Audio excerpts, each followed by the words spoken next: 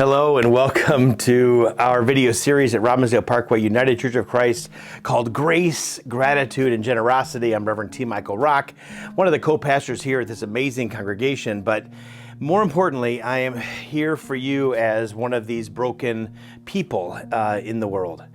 These videos are here for all of us who are experiencing any kind of separation, any kind of piece of anxiety, depression, whatever it is that is moving you to be in this place of finding your soul, finding the place that nurtures you and nurtures the possibility of healing and presence for you. And so this video series of grace, gratitude, and generosity have these three pillars. And today I'm going to talk a little bit more about grace. Grace is this word that is often thrown about as something you do before a meal. You know, you give thanks and you pause for a moment of grace. But I want to help us understand that grace is deeper than that. It's deeper and more profound than just saying thank you before a meal, although that's really important, and to know where your food comes from and to do all the gratitude you can about all the hands that prepared it and do all that really good soul work around the table, holding hands and saying what you're most grateful for.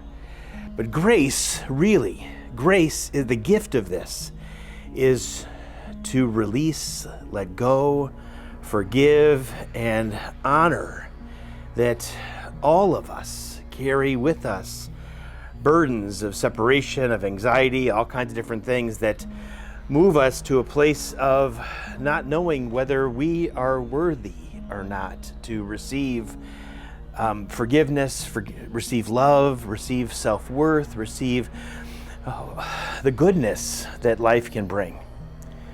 Grace is a gift that allows us to understand the deepest understandings of the sacred presence that some people call God. The gift of grace actually tells you in the deepest part of who you are that you are forgiven, you are holy, and you are loved. Grace is a gift that says you have a second chance over and over again to find a way in your life to experience grace, to know that you are worthy and loved and cared for, enables us to find our way through the darkest valleys of the darkest shadows of the darkest deaths. I used to teach at a prison in Rhode Island for years, and I had these prisoners, and we would go through this process of understanding our own journeys of healing, and that we could use the time that was given to us in the midst of that prison setting to find grace, to find healing, to find wholeness. That if we used our time wisely, we could do some things with that incarceration that allowed us to find a way in the world to be productive people, to receive love, because many of those guys did not ever have a model, an invitation to receive grace. And so we would do this ritual at the beginning of our class, and I taught in this cement block building, this little room with 10 to 12 prisoners, and they would come in and the guard would lock us into this room, and there were no windows. It was just cold and unfeeling in its experience. But we would develop this experience when we first gathered, that over in the corner of the room, and over in the corner of the room you're in right now, over there was a big pile of grace. And it would rejuvenate itself. Grace actually never goes away. There's not a limited amount of it. But the big pile of grace was kind of a metaphor we used, that when guys would talk about their crime or the relationship they have with their families or their kids or anything that kind of caused them that experience of the lack of self-worth or all the guilt and shame that came with who they were and where they were, we would heap upon them some of that grace. We would say, go over in the corner and get some of the grace that you need to get through this moment. Add some grace into the recipe, the mix of your life, and allow that healing to take hold.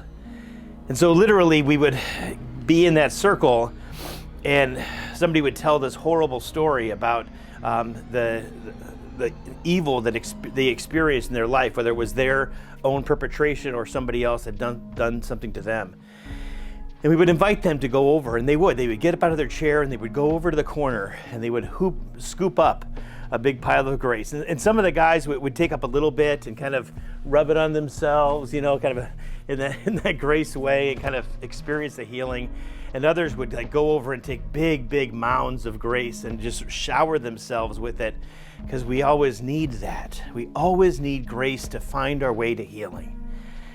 And I want to say to you folks here that this is such an important thing, that the gift of grace is unlimited. There's no bounds to it. It is just free and overflowing for us. And that's why we build places like this, like communities of faith, so that we could extend that big pile of grace to everyone who needs it. So may you receive, wherever you are, the gift of grace, the gift of forgiveness, of healing, of possibility, and pass that along to others. That's how we're going to heal our own wounds and heal the world. This is the promise and the good news all the time. For grace, gratitude, and generosity, thank you.